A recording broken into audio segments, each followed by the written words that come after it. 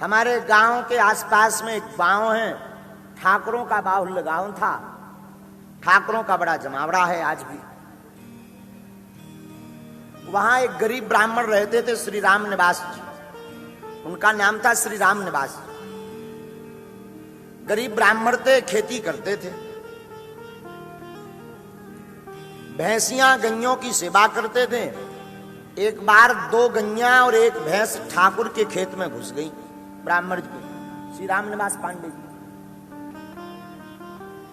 तो उन ठाकुर ने ताव में आकर के इनको बहुत भला बुरा कहा। इन्होंने कुछ नहीं कहा, चूंकि ठाकुर दबंग थे। दूसरे दिन फिर किसी चलने वाले ने इनकी गैया छोड़ दी, तो वो फिर ठाकुर के खेत में घुस गई। गैया ये बांध कर आए थे खाना खाने। अब तो वो दबंग था ही, दुष्ट आदमी था, उसका क्रोध का पारा ऊपर हो गया। तो वो घर पर आया और ब्राह्मण देवता महेरो, गांव में पहले महेरो बनत, तो मठा को महेरो बनो कर महेरो पावते। महेरो खा रहे थे तो उन्हें आके 4 चांटा इन्हें मार दे। खाते प्रसाद पाते समय 4 चांटा मार दिया। ब्राह्मण सिद्धांतवादी थे, इनको बड़ा बुरा लगा। इन्होंने कहा राजा साहब मार दिया सो मार दिया।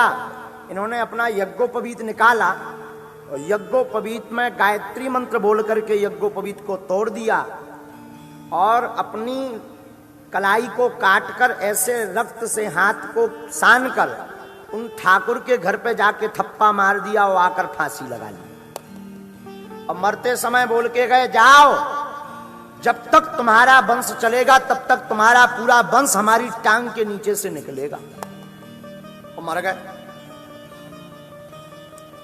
ठाकुर दबंग थे, कुछ हुआ गया नहीं। उन्हें लगा कि ऐसे तो बहुत मरते हैं। महाराज कुछ दिन बाद आफत हो गई। उन ठाकुरों के घर पे प्रेत बाधा शुरू हुई। इतनी भयंकर गंदी प्रेत बाधा हुई कि उनकी घर की स्त्रियां निर्वस्त्र हो जाएं। अगर वो खाना बना के रखें, 12-13 साल तो कुछ नहीं हुआ, 13 साल बाद हुआ। हाँ, वो अगर भोजन बना के रखें तो कोई उसमें गंदगी डाल जाए, सब्जी में, रोटी में कोई गंदगी छपा जाए, अब भोजन ना कर पाए बेचारे। ठाकुर बड़े बड़े जानकार, बड़े बड़े गुनिया, बड़े बड़े गुड़ग, ना जाने मेहंदीपुर बालाजी जितने भी होते हैं साफ कर लिए, एक विराग भर आराम नहीं लगा। हमारे दादा गुरुजी उस वक्त जीवित थे। अब वो बड़ी समस्या बन गई।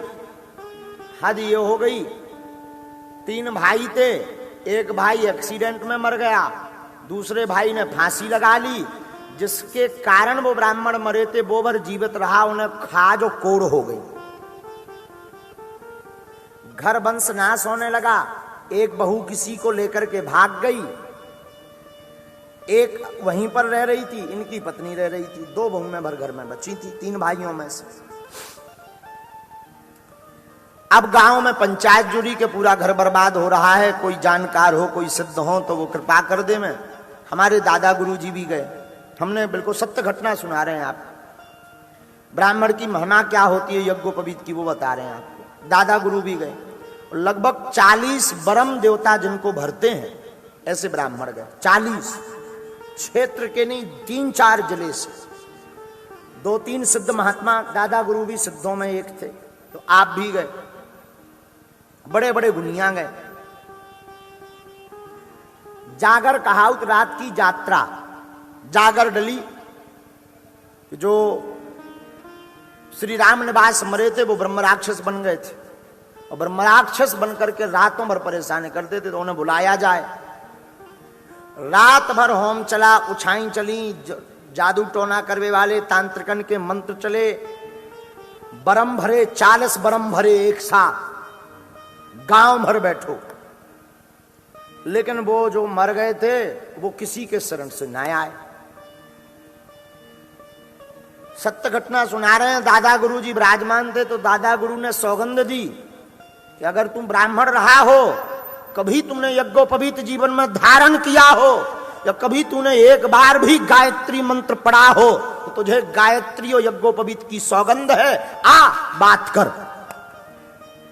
और इतना कहा तो ठाकुर के ही वंश के एक पुरुष के ऊपर बोल किलकार मारते हुए और आ गए, सवारी आ गई और चिल्ला करके बोले मैं राम निवास पांडे। सब चौंक गए, पूरा ठाकुर खानदान चरणों में गिर गया, सबकी आंखों में आंसू आ गए। आप आ गए, ये बेचारा पूरा परिवार परेशान है, आप कृपा करो। तब रो रो करके उसने पूरी व्यथा बताई कि इनको तब शर्म नहीं आई जब एक ब्राह्मण को खाते हुए मारा। हमने क्या बिगाड़ा था इनका? अरे हम तो सिर्फ सेवा कर रहे थे, गौ सेवा, और हमने यज्ञोपवीत तोड़ दिया। अब कोई भी संसार का गुनिया तांत्रिक ओझा कितनी भी दम लगा ले, हमारा बाल बांका नहीं कर सकता। सत्य घटना बता रहे हैं। तब फिर दादा गुरु अन्य महापुरुषों ने निवेदन किया कि ब्राह्मण तो पांव का बड़ा कच्चा होता है। निवेदन किया तो वो बड़े रोने लगे, बोले सुनो, हमने मरते समय कहा था कि जब तक इनका वंश चलेगा तब तक हमारी टांग के नीचे से निकलेगा, वो करवा दो, हम शांत हो जाएंगे। हम आपकी बात मानते हैं, संतों की बात मानते हैं। और फिर क्या, आज भी एक दरवाजा बनाया गया है, उस दरवाजे के ऊपर उन ब्रह्म देव को थापा गया है। और आज भी कहूं भी दिल्ली में कुछ रहते हैं, कुछ कहीं रहते हैं, कहूं भी विवाह होवे, सबसे पहले वो दरवाजे के नीचे हो निकरवे परत। आज भी ये महिमा है ब्राह्मण के यज्ञोपवीत की, ये महिमा है ब्राह्मण के गायत्री की, कि मरने के बाद भी दुष्ट आत्माओं को, दुष्ट लोगों को ठिकाने लगाने की क्षमता ब्राह्मण अपने यज्ञोपवीत में रखता है। हाँ, मरने के बाद भी। तो जो आर्मी साहब ने हमसे प्रश्न किया था कि यज्ञोपवीत की महिमा क्या है, ये महिमा है यज्ञोपवीत की। तो ब्राह्मण जो खूंटी से टांग देते हैं, ये अपराध है, गौ हत्या बराबर पाप लगता है। जब 25,000 गायत्री पुष्करण ब्राह्मण करता है तब इसका अपराध मुक्त होता है, एक बार यज्ञोपवीत निकालने से। हाँ, 25,000, कई बार हमारा भी निकल जाता, पर धोखे से वस्त्र में विधि करके आ जाए तो वो अपराध नहीं माना जाता। लेकिन जानबूझ करके आपको भूल हो जाए तो अपराध माना जाता है।